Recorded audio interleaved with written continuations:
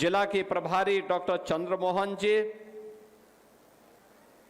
और आज के इस धार्मिक अनुष्ठान के कार्यक्रम में उपस्थित सभी श्रद्धालुजन, उपस्थित बहनों और भाइयों, आज देश के लिए बहुत पवित्र दिन भी है।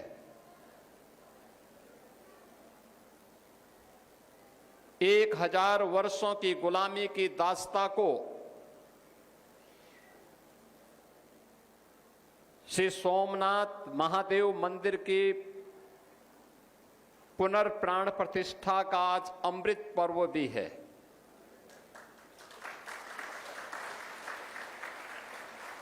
एक 1026 में विदेशी आक्रांता मोहम्मद गजनवी के द्वारा द्वादश ज्योतिर्लिंग में प्रथम भगवान सोमनाथ महादेव मंदिर की आज ही के दिन 1951 में पुनर्प्राण प्रतिष्ठा का कार्यक्रम भारत के प्रथम राष्ट्रपति डॉक्टर राजेंद्र प्रसाद जी की कर कमलों से संपन्न हुआ था। आज भारत के यशस्वी प्रधानमंत्री श्री नरेंद्र मोदी जी स्वयं सोमनाथ महादेव मंदिर में सोमनाथ स्वाभिमान पर्व के आयोजन के अवसर पर स्वयं उपस्थित थे और ये मेरा सौभाग्य था कि मुझे काशी में काशी विश्वनाथ महादेव के श्री चरणों में इस आयोजन के साथ जुड़ने का अवसर प्राप्त हुआ। मैं इस अवसर पर भारत की आध्यात्मिक और सांस्कृतिक विरासत की पुनर्प्रतिष्ठा के इस महायज्ञ में सहभागी बने आप सभी श्रद्धालु जनों का मैं हृदय से अभिनंदन करता हूं, आप सबको बधाई देता हूं। याद करिए, आज का दिन अत्यंत महत्वपूर्ण दिन है। आज ही के दिन अटल जी ने ऑपरेशन शक्ति के अंतर्गत पोखरण में 3 परमाणु विस्फोट किए थे। भारत अपने आप में परमाणु शक्ति संपन्न दुनिया का एक महत्वपूर्ण देश बना था। भारत की सफलता से दुनिया की आंखें खुली की खुली रह गई थी। हमारी शक्ति हमारे सामर्थ्य की तो प्रतीक है ही, लेकिन यह विश्व कल्याण के लिए भी उतनी ही महत्वपूर्ण है। इतिहास इस बात का गवाह है कि सनातन धर्म ने कभी भी जबरन किसी को आधिपत्य स्थापित नहीं किया। जबरन किसी को अपने अधीन करके उसे गुलाम बनाने का कार्य नहीं किया। तो जब हम किसी पर जबरन शासन नहीं करते, जबरन उसकी भूमि पर कब्जा नहीं करते, तो फिर हमारा देश इसको कैसे स्वीकार कर सकता था। और दुनिया के अंदर अकेले भारत है जो लगातार विदेशी आक्रांतों से जूझता रहा,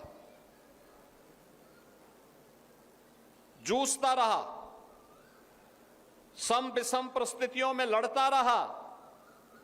याद करिए, जिन आक्रांताओं ने भारत के सनातन की आस्था के प्रतीक मंदिरों को, मठों को, पवित्र तीर्थ स्थलों को विखंडित करने का प्रयास किया था, वे सभी तीर्थस्थल फिर से पुनर्प्रतिष्ठा को प्राप्त कर गए, लेकिन आक्रांताओं का नामो निशान नहीं बचा है। वे सभी आक्रांता सब मिट्टी में मिल गए हैं, किसी का अता पता नहीं है, उनके खानदान का ही पता नहीं है। यह है सनातन की ताकत। और उसी सनातन की ताकत का एहसास कराने के लिए आज मुझे बागपत की इस पावन धरा पर आने का अवसर प्राप्त हुआ है। बहनों और भाइयों, बागपत हमारी पौराणिक स्थली है। महाभारत कालीन इसका इतिहास है। भगवान कृष्ण ने जो 5 गांव कौरवों से मांगे थे पांडवों के लिए, उनमें से बागपत एक था। आज ये बागपत जनपद बना है। सोनीपत हरियाणा में है, वो भी एक जनपद बना है। पानीपत, बागपत ये भी हरियाणा में है, ये भी एक जनपद बना है। यानी 5 गांवों में से एक गांव बागपत, और उस बागपत में हम आज एक गांव में, मुझे 4 वर्ष पहले जब यहां आने का अवसर प्राप्त हुआ था, छोटा सा स्थान था। मैं धन्यवाद दूंगा अर्जुन नाथ जी को और उनके साथ सहयोग करने वाले गांव के और जनपद के उन सभी श्रद्धालु जनों को जिन्होंने इस स्थान को एक तीर्थ बनाया है। आज ये भव्य तीर्थ बन गया है यहां के लोगों के लिए। ऐसे ही होती है विरासत की रक्षा। आपके पूर्वजों ने इस धरा को 5000 वर्षों से अधिक समय से सजो करके रखा, तब बागपत है। तब बागपत आज भी गौरव के साथ आगे बढ़ाता है। और स्वतंत्र भारत ने भी एक सपूत को जन्म दिया था, और वह थे किसानों के मसीहा, भारत के पूर्व प्रधानमंत्री चौधरी चरण सिंह जी। उनकी कर्म भूमि के रूप में इस धरा ने देश और दुनिया में, आधुनिक भारत में अपना एक नया नाम किया, और एक से एक विभूति यहां से निकले। आप याद करिए, लोग तो डरते हैं, लेकिन मैं कह सकता हूं कि जाट भी पढ़ा लिखा होकर के पुलिस कमिश्नर मुंबई का बन जाए। डॉक्टर सतपाल सिंह यहीं से निकले थे, इसी धरती से निकले थे। पूरे मुंबई पुलिस के मुखिया के रूप में इन्होंने वहां पे कानून का शासन कैसे होना चाहिए, यह भी वहां पर दिखाया था। आज इसी धरा से निकले हुए चौधरी जयंत सिंह जी के नेतृत्व में लगातार राष्ट्रीय लोकदल और केंद्र सरकार के साथ मिलकर के, राज्य सरकार के साथ मिलकर के न केवल बागपत के विकास के लिए बल्कि प्रदेश और देश के विकास के लिए नित नए प्रतिमान स्थापित हो रहे हैं। इसमें विरासत भी है और विकास भी है, दोनों एक साथ चल रहे हैं, दोनों एक साथ चल रहे हैं। और उसी कार्यक्रम को आगे बढ़ाने के लिए आज मुझे इस स्थान पर पुनः आने का अवसर प्राप्त हुआ है। बहनों और भाइयों, आज के इस अवसर पर मैं आप सबसे एक बात जरूर कहना चाहूंगा। याद रखना, हमारे यहां कहा जाता है धर्मो रक्षति रक्षिता, यानी अगर आप धर्म की रक्षा करेंगे तो धर्म आपकी रक्षा करेगा। अगर अपने स्वार्थ के लिए हम उस धर्म का दुरुपयोग करेंगे तो उससे नष्ट हुआ धर्म हमें भी नष्ट कर डालेगा। हमें जाने अनजाने में देश और धर्म को नुकसान नहीं पहुंचने देना चाहिए, किसी भी स्थिति में नहीं। व्यक्तिगत क्षति हो जाए वो स्वीकार्य है, उसकी भरपाई हो सकती है, लेकिन अगर धर्म की क्षति होगी उसकी भरपाई नहीं हो सकती और उसका खामियाजा हमें भी आने वाली पीढ़ी को ही भुगतना पड़ेगा। कभी नहीं होने देना चाहिए। ये जो संतगण है, ये सब संतगण उसी भाव के साथ भ्रमण करते हैं। प्रधानमंत्री मोदी जी के नेतृत्व में भारत के अंदर भारत के विरासत के प्रतीक, भारत के संस्कृति के प्रतीक, भारत के आध्यात्मिक और सांस्कृतिक विरासत के प्रतीक केंद्रों की पुनर्प्रतिष्ठा का जो कार्यक्रम हो रहा है, उसके पीछे का उद्देश्य भी यही है। हम अपने अतीत से जुड़ करके ही अपने उज्जवल भविष्य की कामना कर सकते हैं। हम विस्मृत नहीं कर सकते काशी विश्वनाथ मंदिर का अपमान। हम विस्मृत नहीं किए थे, अयोध्या के लिए लगातार लड़ते रहे, परिणाम सामने आया। डबल इंजन की सरकार आई, अयोध्या में भव्य राम मंदिर का निर्माण हुआ। याद करिए ना, पश्चिमी उत्तर प्रदेश में हम कहीं आते थे, हरियाणा में हम कहीं जाते थे, हमारे पूर्वजों ने हमें स्मरण कराने के लिए संबोधन हमें क्या दिया? राम राम का। क्यों? इसलिए जब भी हम मिलेंगे, संबोधन करेंगे, आपस में अभिवादन करेंगे तो राम राम के माध्यम से प्रभु को स्मरण करेंगे, और फिर हमारी भुजाओं में हमारा रक्त जब संचार करेगा तो अयोध्या में राम मंदिर मुक्ति के लिए हम भी कुछ योगदान करेंगे। परिणाम आया ना सामने। जब एक दिशा में सोचते हैं, एक दिशा में कार्य करते हैं, एक दिशा में आगे बढ़ते हैं, परिणाम सामने आता है। अयोध्या में आज भगवान राम का भव्य मंदिर का निर्माण हो गया। कोई रोक पाया? कोई नहीं रोक पाया। ये उन पूर्वजों की प्रति कृतज्ञता है जिन्होंने हमें राम राम का संबोधन दिया। यही वो परंपरा है जो विपरीत परिस्थितियों में आगे बढ़ने की प्रेरणा देती है। सोमनाथ मंदिर के पुनरुद्धार का कार्यक्रम हो, काशी विश्वनाथ धाम का हो, अयोध्या में राम जन्मभूमि का हो, महाकाल के महालोक का हो,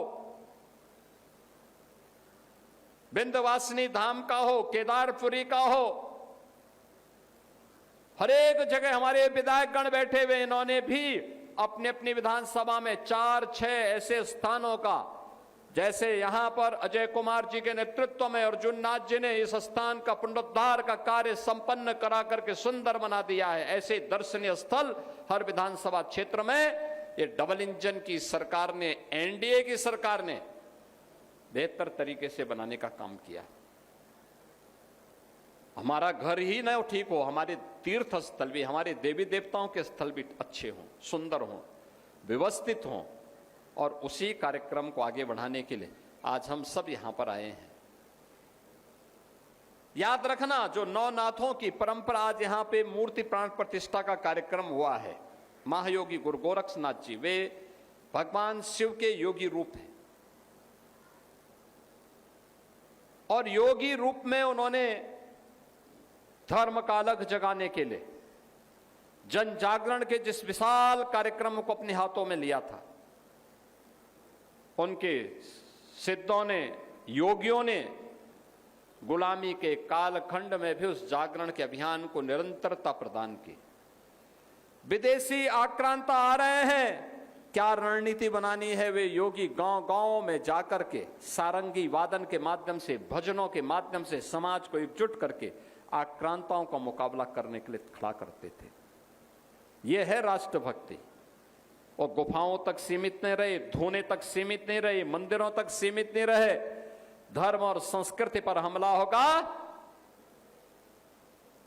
तो यह योगी बैठेगा नहीं, उसका मुकाबला करेगा, मुंहतोड़ जवाब देगा। और वह जवाब देने के लिए वह गांव-गांव में निकल पड़ते थे, भजन गाते थे। बहाना होता था भ्रतरी और गोपीचंद के गीत, लेकिन उसके बीच बीच की लाइन लोगों की आंखों को खोलने वाली होती थी कि आक्रांत आ रहा है, तैयार हो जाओ, तुम्हारे गांव और घर तक पहुंचे इससे पहले उसका काम तमाम कर डालो। और ये अलग जगाने का काम हमारे संतों के द्वारा, योगियों के द्वारा लगातार जारी रहा। याद करिए, एक समृद्ध विरासत के आप वारिस हैं, और उस समृद्ध विरासत का प्रतीक आज यहां पे अर्जुन नाथ जी की देखरेख में, इन सभी पूज्य संतों की उपस्थिति में, जनप्रतिनिधियों की उपस्थिति में, मंत्रियों की उपस्थिति में नौनाथ और 84 सिद्धों की, नौनाथों की, जिसमें महायोगी गुरु गोरक्षनाथ जी समेत नौनाथों की परंपरा से जुड़े हुए सभी मूर्तियों की प्राण प्रतिष्ठा का कार्यक्रम यहां पर पूरी भव्यता के साथ हुआ। बहुत दिव्य मूर्तियां हैं, अच्छा स्थल बन गया है। तब 3-4 वर्ष पहले मैं आया था, तब सामान्य सा स्थल था, आज काफी दिव्य और भव्य बन गया है। और मैं अर्जुननाथ जी से यही कहूंगा कि पूरे गांव और समाज को जोड़ करके कुछ ना कुछ धार्मिक आयोजन होने चाहिए। किसी प्रकार की कोई समस्या किसी को ना हो। जो संकट में खड़ा हो वही संत है। जो संकट में प्लान कर जाए वो संत नहीं हो सकता। संकट में चुनौती का सामना खड़ा करने के लिए हमेशा तैयार होंगे, समाज के साथ खड़े होंगे, सबकी सुरक्षा का दायित्व अपने ऊपर लेंगे, लोक कल्याण का मार्ग प्रशस्त करेंगे। लेकिन अगर संकट कोई पैदा होगा उसका मुकाबला भी करेंगे। और यही कार्य आज यहां पर हो रहा है। आज के इस अवसर पर मैं काफी देर से आया। आप में से बहुत सारे लोगों ने भंडारा छक लिया होगा, कुछ लोग अभी बाकी होंगे, वे लोग भी यहां भंडारा पा करके जाएंगे। मुझे भी दिल्ली एक कार्यक्रम में जाना है, मैं तो बागपत में अलग से फिर कार्यक्रम बनाऊंगा। इस विश्वास के साथ मैं अर्जुननाथ जी को, अजय कुमार जी को, यहाँ पर हमारे सांसद जी राजकुमार सांगवान जी को, यहाँ के हमारे मंत्री डॉक्टर केपी मलिक जी को, योगेश धामा जी को, पूर्व सांसद हमारे यहाँ के श्री सतपाल सिंह जी को, और आप सभी को, जिन लोगों ने इस पूरे आयोजन में सहभागी बनकर के इस आयोजन को सफल बनाया है, उन सबको हृदय से धन्यवाद देता हूं, उनका अभिनंदन करता हूं। उन सब के प्रति अपनी शुभकामना व्यक्त करते हुए अपनी वाणी को यहीं पे विराम देता हूं। जय जय श्री राम। जय श्री जय श्री राम। जय श्री राम। आयोजन किया गया नवनाथों की मूर्ति प्राण प्रतिष्ठा कार्यक्रम में शामिल हुए सीएम योगी, उन्होंने क्या बड़ी बातें कही है वो आपको बताते हैं। आज देश के लिए एक पवित्र दिन है। जिस तरीके से उन्होंने अयोध्या का भी जिक्र किया, काशी विश्वनाथ का जिक्र किया, सनातन ने कभी किसी से जबरदस्ती नहीं की। धर्म की क्षति की कभी भरपाई नहीं हो सकती।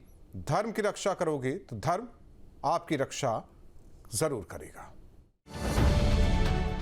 अब से डीडी फ्री डिश की चैनल नंबर 57 पर देखिए न्यूज नेशन।